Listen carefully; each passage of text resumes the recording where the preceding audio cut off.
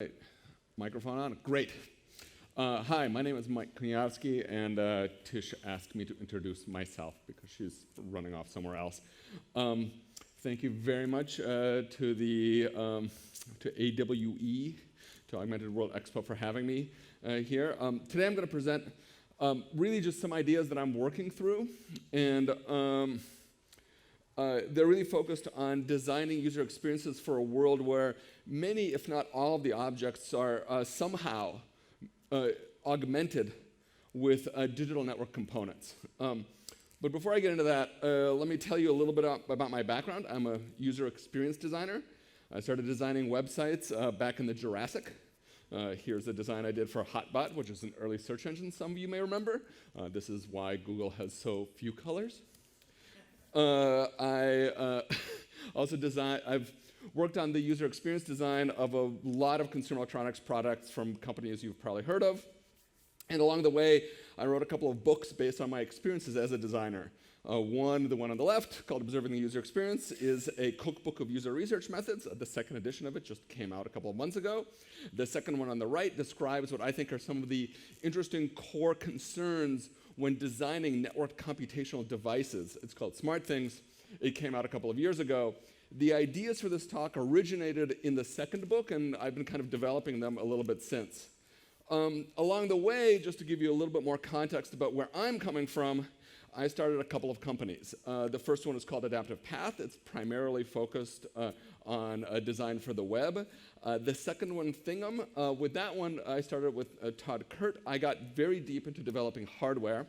So Thingam primarily designs and manufactures a range of RGB LED components with attached controllers. It's used by architects, industrial designers.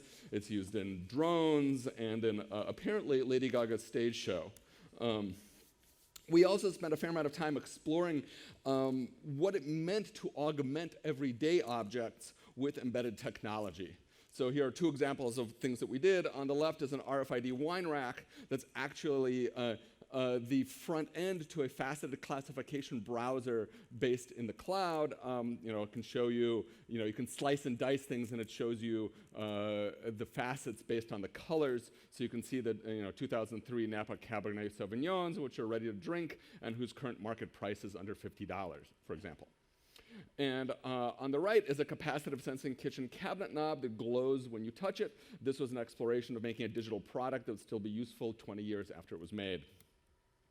So in January of this year, I started at Parc as a principal in its innovation services group. Parc is a 43-year-old research lab that you've probably heard of.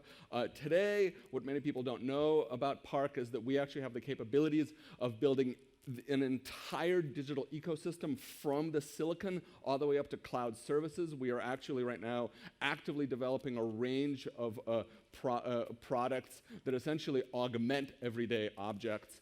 We have printable electronics, printable batteries. We have contextual intelligence that collects sensor data and makes sense of it. We have cloud-based services that do massive data collection. We can classify the Twitter firehose in real time.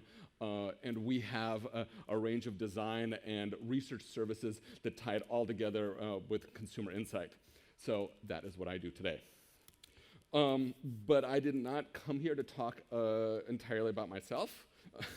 I also wanted to review what I talked about last time I was here. So the last time I was here, I essentially advocated renaming augmented reality. I decided to kind of go big. And I decided to pick a really less exciting, but perhaps more accurate term, somatic data perception. So let me tell you, let me recap what I did a couple years ago. So my argument was essentially an argument against AR as heads-up displays. So my argument was that visual AR, essentially information layered onto our visual field, faces a really big problem, and that's the really limited bandwidth of human perception. So we can start with how low resolution our eyes are. This is our foveal resolution in pixels in essentially rods and cones. Which you'll notice wouldn't even cut it as the cheapest mobile phone camera. So to compensate, our eyes move around a lot. They move in saccades that last between 20 and 200 milliseconds. So roughly 5 to 50 times a second.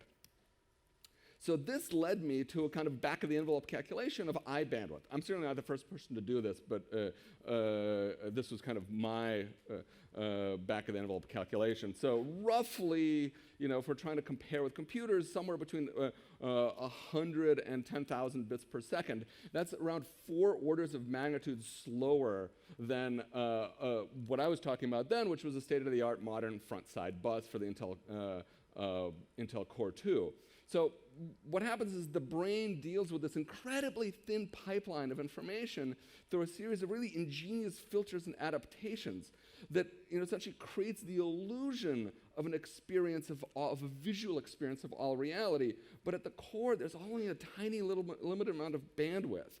And our visual senses are really, really easily overwhelmed.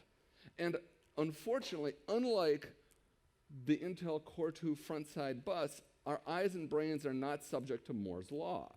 We're not going to get more foveal resolution or cognitive processing capability anytime soon. So my argument was to broaden the definition of AR from this visual overlay to be the experience of any kind of data by any sense, to change our language away from augmented reality as visual to something that's more representative of the whole experience of data in the environment, the bodily experience of the information shadows that the objects that we encounter are casting into the internet. Essentially, the personal experience of the Internet of Things. So my term for this was somatic data perception. Because once we broadened our definition, what we can, essentially to include other senses, we can actually start creating hierarchies of information that match our capabilities, the capabilities of our senses, to the information that we have that is available. We essentially begin associating secondary data with secondary senses. And so, we touched on it in the last couple of talks, but there are plenty of ways you can augment the world that doesn't require increasing the load on our visual cortex. We've already sufficiently, we're already sufficiently experienced with phone buzzings that we feel like phantom phone buzzing, and we feel those vibrations, that because our brains have embedded that sensation, the sensation of a phone vibrating, as meaningful. And when there's a misfire, we jump because suddenly it's a meaningful feeling. We've associated that vibration with meaning. So there are other projects out there that deal with sound. So I just picked one out. This is Jason Wilson. He did a project called Audio Perfume, which essentially created a shifting soundscape that was tied to information in your environment. You can think of other examples of this, such as an armband that gets warmer as you bike past an apartment that's for rent in your price range. Will never happen in San Francisco, but theoretically. And so, of course, these aren't nearly as high-resolution signals as our visual signals, which kind of makes them feel less important. But I think they're actually incredibly important because what they do is they shift information away from our visual channel. So that was my argument 2 years ago. So next I want to move into kind of a little bit of an argument for this year. So what I want to say first, though, is I'm a firm believer that everything is going to be augmented with networked information processing very soon. And I'm just going to give you one example. So Adidas has the MyCoach and the MyCoach Elite systems. And these are essentially, taking Nike Plus to soccer, the Nike Plus idea to soccer. So essentially, in this system, the soccer ball, the player's shirt, the player's shoes, and sometimes the space that they're in are all networked and instrumented. The screen devices are actually just displays of the information shadows of all of the sensors that are casting those shadows onto the net. And these are still expensive technologies, especially the Elite, but we know about Moore's law. Something that is like really removed and expensive right now is going to be commonplace in a couple of years. So pretty soon our offices are going to be instrumented and our bodies inside our offices. Our playgrounds, our homes, and our coffee shops, because they've come up several times, are all going to be instrumented. Everything that can be connected to the net, including a lot of things that probably shouldn't be, will be. So full stop. Now we get to what I think is the interesting user experience challenge in this, because I'm a user experience designer. How do we design for an environment where everything has a data shadow and can be perceived through any sense? That's essentially like two unbounded variables that make it an incredibly complex design space. And as a designer, I work pretty well with constraints. So I try to create constraints when they aren't there naturally. So I'm going to focus on kind of two ideas. The first is that the scale of an experience is a critical component to how that experience is perceived. So computers, as we understand them, computer interfaces, have traditionally experienced through things that are scaled to our bodies. If you look at a laptop, which is kind of the canonical distilled after 30 years of computer interaction device, the inputs are the size of your hands and the outputs the size of your head. That is no longer a limitation. We don't no longer have to make things like that. But we don't have great models for designing experiences at different scales than that one. It's all a very new thing. When we try to map what we know from designing kind of PC experiences directly onto other scales, we fail. As everyone who's ever designed a phone interface for the first time knows. At Parc's Ubicomp program in the late 80s, they saw this because they were kind of projecting a trajectory. And they designed essentially, they defined kind of 3 different sizes of experiences that are essentially based on office supplies, because they were still part of Xerox. The tab, the pad, which of course led, this is for the late 80s, which led to the name of the Apple product we love, and the board were all essentially names for scales. They weren't names of devices, they were named for scales of experiences, leveraging the form factors that they knew that we had essentially distilled as a culture into office supplies. So this is the scale that I've been using to kind of try to wrap my brain around this. It's of course inspired by the Eames Powers of 10 scale, but I've been using it to try to understand the constraints and potential of devices at different scales. For example, screens, they don't work very well when you approach the covert scale, right? Which is why kind of wrist-mounted devices, at best, they can be output devices, displaying a very limited set of visual information. But they're great for sending a small message so that no one sees it. No one else sees it. That's really hard to do with a big display like a TV.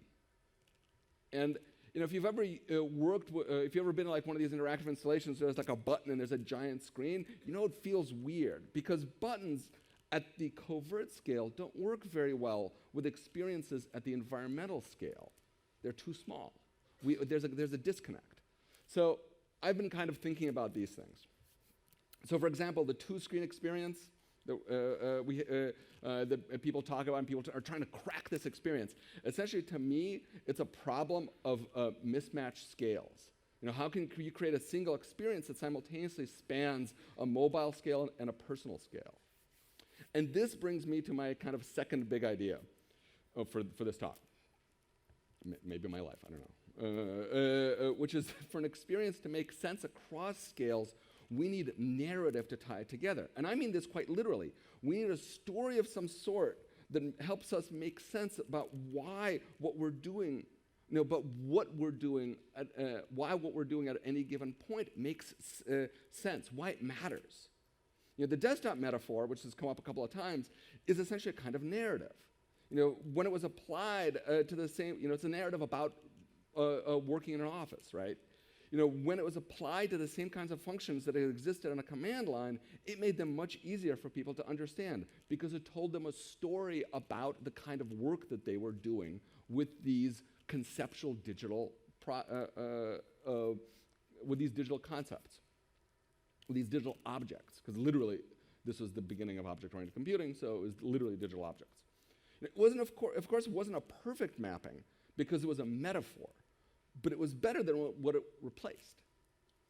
So if we look at the way we explain future technologies today, we see this constantly. Today when you see kind of future experience videos, they're always in the form of stories. And they're always stories like about being a caring parent while engaged in some kind of incredibly complex multinational agreement, or optimizing crop planting on an incredibly giant farm with only 3 people. But it's always a story, and the story makes the interfaces make sense. It explains the technology and why the technology exists in the first place. So Reeves and Nass, who are 2 Stanford professors, did an amazing, this is a great, incredibly interesting book, did an amazing series of groundbreaking experiments about 20 years ago that showed no matter how you cut it, when people are in dialogue with a device, they treat it like a person. And since the kind of relationships that we have with people are essentially narratives, this in effect means that all of our experiences with devices have a significant narrative component, whether we put one there intentionally or not. And here we come to transmedia storytelling, which Bruce touched on this morning. So many of you are probably familiar with Henry Jenkins' work with essentially how stories are now told, bits and pieces scattered across lots of different media. His canonical example is The Matrix, where characters in the second and third film didn't really make sense unless you'd watched the Animatrix cartoons and you'd read the comics and you'd played the games. This is how stories are now told. If those of you who've seen the H+, the digital series, that's exactly like what they're doing intentionally. So if those of you who haven't seen it, it's a great, they do like kind of great AR vision stuff. So really take a look. So a more recent example is Jorgits and the End of Winter, which is essentially a set of children's stories that are told as an app that's mostly a novel, but has elements of video games. But in addition to that, the characters in it have their own actual Twitter feeds, their own actual SoundCloud streams, and their own Pinterest pages. The experience of reading the book is carried across multiple media. So it becomes not a book. It becomes a world that you're seeing a sliver of. In that same way, we're actually experiencing everyday interfaces like Netflix, where you jump from device to device to have the same experience. You think of it as the same experience regardless of what device you're looking at. Or a Kindle book. You think of it as the same book regardless of whether you're reading it. So here's my thought. That the way that we can bridge the gap in our ability to create compelling user experiences that span scales is through using narrative to tell stories that link together individual actions across devices and between screens. I think that's already happening, and I'm going to give you a couple examples very quickly because I realize I'm at time. My favorite example is about 5 years old, and it was a completely failed product, but it's genius. So it was called Clickables, and it was developed for the Disney Fairies line by a Hong Kong company called Technosource. So what it did is it linked the virtual world of Pixie Hollow, which is the fairies' virtual social network and chat space, with the physical world of the girls that were the target market using smart jewelry. When 2 kids put their Clickables bracelets together, their avatars would hook up in Pixie Hollow, well, connect in Pixie Hollow. Moreover, all the products had simultaneous online-offline existence, so when you got a charm bracelet, you touch the USB jewelry box, and your avatar gets a version of the same charm, plus some unique magic butterflies that she can then share with her friends. The execution was terrible. It was a crappy Flash app, and the jewelry was bad. But the idea, I think, is genius. Because the mode of use, the story told how the charms were supposed to work and created a justification for them. The narrative was the scaffolding on which the experience was built. So in the grown-up world, we've seen a couple of things. So this is a recent collaboration between Diageo and Everything, which is a Swiss Internet of Things company. Essentially, bottles of whiskey have a unique QR code, leads to an app, allows the buyer to record a video for the recipient. Okay, so there's a technology component, there's a bottle of whiskey. The technology, why and how it's used, is embedded in a narrative. This is a gift. You're not going to drink this special bottle. This is a bottle for giving, because the technology tells you that. It enables it. And in reverse, you know what the technology is for. Goodnight lamp, some of you may have seen this. It's a set of paired augmented objects. The name itself creates an implicit narrative that tells you how to use these things. The narrative drives the design, the interaction, and justifies the technology. So, in conclusion, I think that what we need to do is we need to think about transmedia narratives as a means to unify augmented world experiences across devices, across uses, and across scales, to bridge the device disconnects that kind of vex us, second screen experiences and that. So as designers, it's our job to tell people, and technology creators, to tell people why and how they should be using our technology. In effect, we're already telling stories, but I think we're really doing a bad job of telling stories about the augmented world and why it's not just important, but critical that people understand and engage with it. We didn't need the desktop metaphor forever, but it certainly helped during a critical period of computing to tell people why computers were interesting and how to use them. Similarly, we need now to tell stories about our new devices. We need to tell stories about the augmented world. Thank you.